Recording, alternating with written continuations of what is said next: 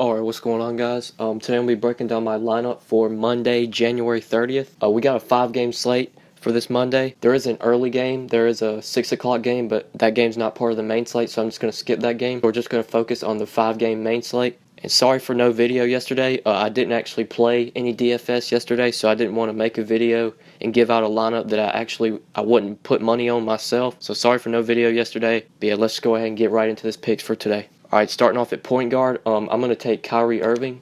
Now, this is not that great of a matchup for Irving.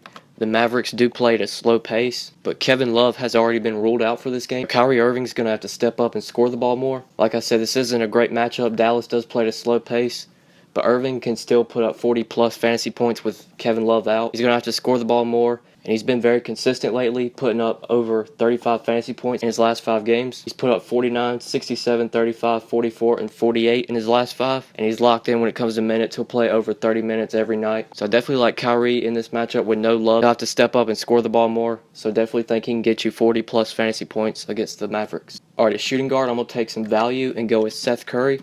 Curry has been playing heavy minutes lately with Darren Williams and JJ Barea both out of the lineup. Both of them are going to be out for this game, so Curry's going to have to play over 30 minutes again. In his last 5 games, put up 20, 22, 33, 17, and 45 fantasy points. I definitely like Curry in this matchup. He's way too cheap.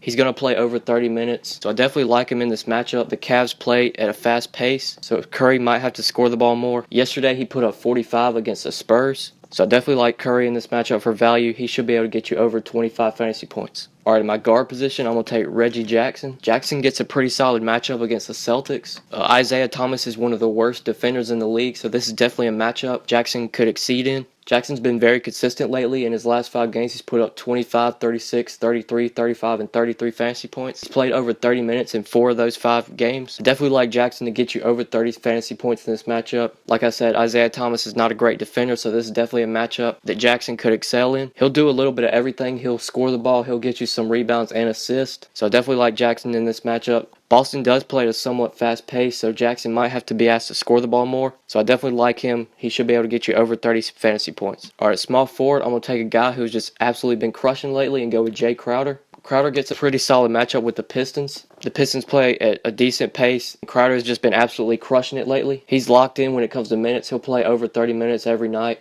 And he has been absolutely crushing, like I said. In his last 5 games, he's put up 26, 30, 42, 39, and 37 fantasy points. With that consistency, he's way too cheap at just $22. So I definitely like Crowder to exceed value. Think he's way too cheap. Should get you over 30 fantasy points in this matchup. Alright, at power forward, I'm going to take another guy who's been really killing it lately and go with Zach Randolph. Randolph gets a terrific matchup against the Suns. The Suns play at a very fast pace, so this is definitely a matchup where Randolph's going to have to score the ball more. He's been very consistent lately, putting up over 20 fantasy points in all of his last 5 games. He's put up 35, 22, 29, 38, and 41 fantasy points. He's actually been playing a lot of minutes too. In his last 3 games, he's played over 30 minutes. Randolph is usually a guy I worry about because his minutes have been up and down, but they're trending up in the right track. If Randolph's going to play over 30 minutes in this matchup against the Suns, he should absolutely crush value. So definitely like Randolph in this matchup. It's a very good matchup against the Suns who play at a very fast pace. So I definitely like Randolph to get you over 30 fantasy points in this matchup. Alright, at forward, I'm going to take Gorgie Jang. Jang gets a pretty solid matchup against the Magic. Serge Ibaka is a pretty solid defender, but the Magic do play at a fast pace. Jang has been a little bit inconsistent this year, but in his last 3 games, he's picked it up, scoring 35, 27, and 32 fantasy points.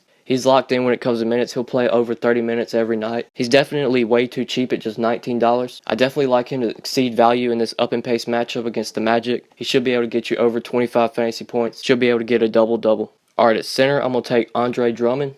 Drummond gets a terrific matchup against the Celtics. Al Horford is one of the worst rebounders in the league, so this is definitely a matchup where Drummond could get 20 boards. Drummond is pretty much a walk-in double-double. He's almost locked in for 10 points and 10 rebounds every game. I definitely like him to get you over 15 rebounds in this game.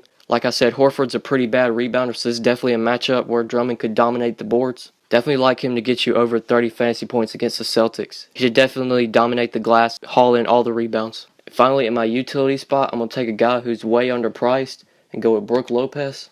Brolo's price never seems to rise. It just always stays at $25, and I don't know why.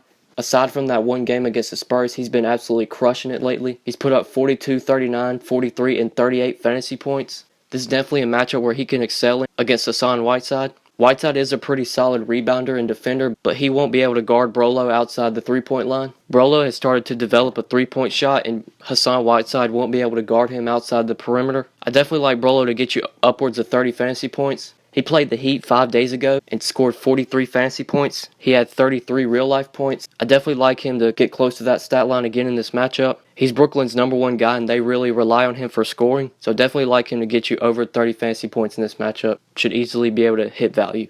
Alright guys, so this is going to be my lineup for Monday, January 30th. If you guys have any questions, be sure to leave them in the comments and I'll answer them.